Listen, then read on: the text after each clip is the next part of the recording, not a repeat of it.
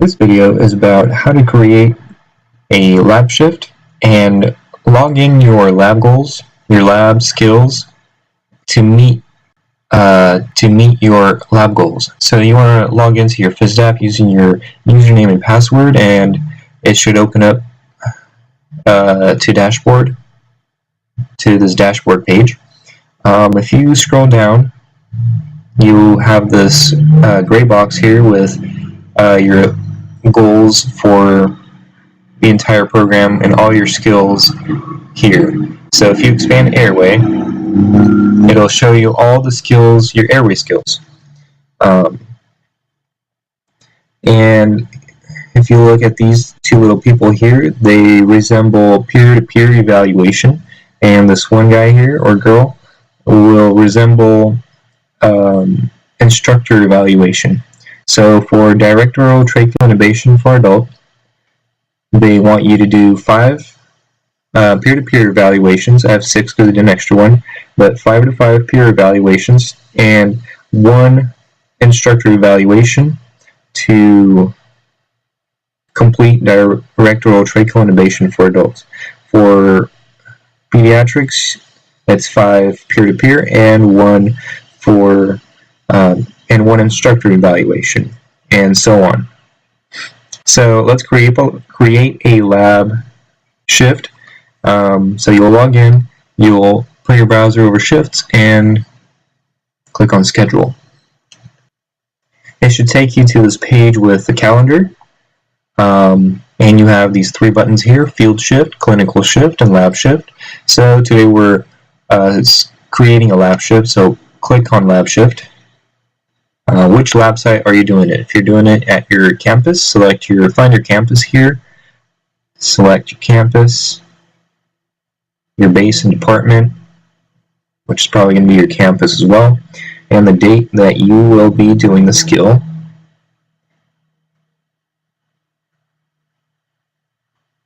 And the time that you're attending class, start time, and how long is your class going to last for. So let's say 4 hours. You're going to save it, and your created shift, created lab shift should end up here on this calendar. So this yellow line here will resemble your lab shift. So you'll go to class and you'll log into Fisdap, which will take you to dashboard as always, and you're going to have to find your lab shift by going on shifts here, clicking skills and patient care, which will take you to all your scheduled shifts. Okay, so once it takes you to all your scheduled shifts, you will find your lab shift and you will click on it. It'll open up this page for you. And remember that gray box that we saw on dashboard? It's going to load that box here. That way you can see how much progress you're making as far as your skills. Here it is. Alright, so if you scroll down further here, you have these buttons. So let's say you're working with a partner and you're planning on doing multiple skills. You're planning on evaluating each other, and you only have one iPad. So instead of having to log in and out of Fisdap, you can have your partner log into here, and it'll save Fisdap here temporarily until while you guys are doing peer-to-peer evaluations. So you won't have to log in and out of each other's Fisdap accounts, which makes it easier. I also find it a little more complicated too, because then if you're doing more than one partner, then you just have a lot of accounts, and sometimes you forget to switch accounts and you're logging your skills into your partner's account, and then you have to redo everything. So that's the downside to it. But overall, it's if you keep track of everything and stay on top of it, then it's actually a good. So let's say we need to do a skill, a specific skill. So we will hit this button, and it'll show us all the skills that we need to make or complete. So let's say we need to do direct oral tracheal intubation for adults. You'll hit that, and you have this green blue button. You're gonna hit it go. So it'll take you to this window here, and what you want to do is select the date that you're doing the skill. The evaluator is going to be the partner that's going to be evaluating you. So you're going to select change, make sure it's on students. You're going to select the year of your program, and it'll show you all the students in your class. So once you hit student here, it'll show you all the students in your class. You're going to select your partner's name. Okay. Once you have that, that's all you have to do as far as this top section. You're going to scroll down here, and you're going to select the start time of your skill. So in hours and minutes, military time, and then you'll hand your iPad or laptop to your evaluator, and you'll begin your skill. So these are all the requirements that you have to meet, and your partner is going to check you off. So if you and say you do the BVM and mask and reservoir, and you do it competently and successfully, you'll get a 2. If you are inconsistent and not yet competent, you'll get a 1. And if you are unsuccessful, forget this step, you will get a 0. If this has nothing to do with the skill, you will just hit an A, not applicable for the patient. So as you're doing your skill, your partner is scrolling down and scoring you. Okay. And you have to do all that. Scroll down. Here are some critical criteria. So if you fail to pre-oxygenate the patient, like if you fail to verbalize that or do it, then you fail the whole skill. So make sure you know what the critical fails are, and make sure you don't hit those critical fails. Once your partner is done, you will receive your laptop or iPad back, and you will evaluate yourself. Were you successful or unsuccessful in the skill?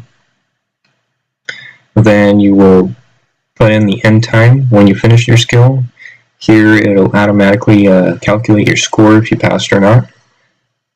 And you will hit submit and close. Once you've submitted and closed, it'll save your skill and the time, and if you passed or failed the skill, and the name of your evaluator here. And patient type, you always want to make sure if you're doing a skill, a lab skill, that it's on mannequin. Because, for example, if you do direct oral tracheal intubation, and instead of mannequin you have it on a live human, then it'll kind of mess you up there at the end. Once you have everything logged, it'll show you that you did this, an X amount of live intubations, which is going to be false, and it'll give you, it won't be a correct number if you do actually do live intubations in the field. So you want to make sure this is on mannequin. So now we have one peer-to-peer evaluation, and you need 5 of these according to this table. So direct oral tracheal intubation, you need 5, and you need 1 instructor evaluation. So let's try and do 1 instructor evaluation. So you'll hit skills here, you'll select oral tracheal intubation for adults, you'll select go. It'll take you to the same window. It's a very similar window. You'll select the date of your when you're doing your skill. You will go to evaluator here, and you're going to hit change. Instead of student, since you're doing a instructor evaluation, you'll change that to instructor. Okay, and you will scroll down here and select your instructor's name. Okay. Once your instructor has seen you do the skill, you want to make sure that they hit confirm here and put in their username and password. If they don't fill this out right here, then it will not count as an instructor evaluation. So this button here is very important. So once they've evaluated you, make sure they put in their username and password for this to count as an instructor evaluation. Everything else is the same. Start time of your skill there, and they will grade you on your performance and skill, and there are also the critical failures there. And then, as usual, you will evaluate yourself. Was the skill successful or not? End time of your skill, and after they have confirmed it, put their username and password in. Only after that can you submit and close. Okay? You'll submit and close, and then it'll show up with your other skills. So, direct oral tracheal intubation, you did it on a mannequin. Your evaluator would be your instructor, and once they've confirmed it, instead of peer-to-peer, it should have one little emoji resembling for instructor, and then it'll also have, I think, like a check mark, meaning that your instructor has confirmed it. Okay, so you want to make sure that's there. So that's how you log in your shift, log in your skills. Sorry, that's how you log in your skills. So for peer-to-peer and instructor evaluations. Let's say you're also running like mock calls. You can log in those patients. So let's say you ran a call in lab, like a simulated call, and you want to log in your patients. You would hit that button, patient, and if you're the leader, you're going to select leader. What was your team size? Let's say 3. You're going to put in your preceptor name in here. How did you respond to the scene? Did you do the patient interview and exam? How did your patient present mentation-wise? Was your subject a human or a mannequin? How old were they, female, male? What was their complaint? Primary impression? What was your secondary impression? Patient criticality. Select one of those, and you can also add in vitals: their blood pressure, respiratory rate, heart rate, SpO2. If you hit more, you can also add a pain scale from 0 to 10. Untitled CO2, if you've intubated them, what did their skin signs present as? What are the lung sounds? Their Glasgow Coma score? What is their blood sugar, pupils? Okay, you hit save.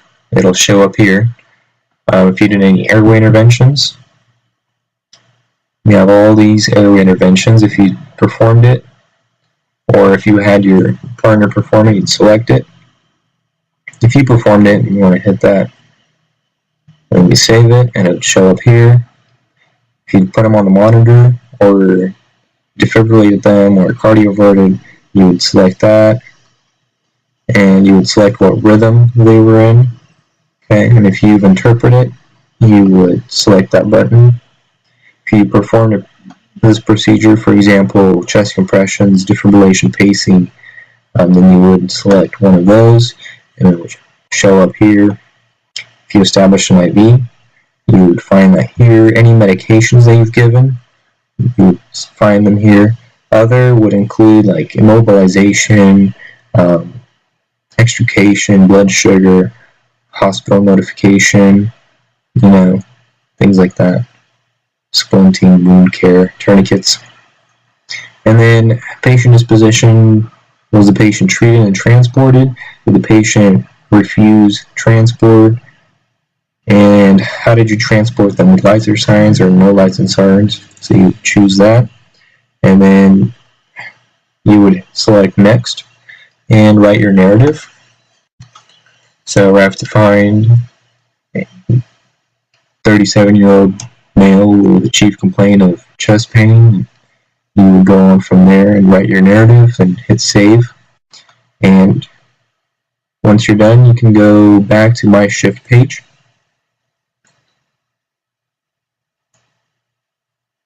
And your patient would be right here. So if you ran more than one call, you would add your patients there. And if you have any paperwork or EKG strips or anything that you want to save so it doesn't get lost, you can upload it. Select attachments, and you can upload it from your desktop, your USB. You can name your file and what category is it. Is it an EKG, your notes, or shift documentation? Then you would save it, and then it would save right under attachments. Okay, and that's how you do that. Once you're done logging everything in, you would scroll up and you would lock your shift. You have like 48 hours after your lab shift is over to lock your shift. And if you made a mistake or something and you forgot to add something to your shift and you've already locked it, then you have to email your instructor and give them this shift ID number so they can find it and unlock your shift. And that's it. That's all for today on how to create your shift. Log your skills for peer-to-peer evaluations and instructor evaluation, and how to add patient contacts in there. If you found this video helpful, like, comment, subscribe, and we'll see you next time in future tutorials. If there is anything that you have questions on, or if you'd like me to make a video on a specific subject regarding Fisdap or anything else, just let me know and we'll go from there.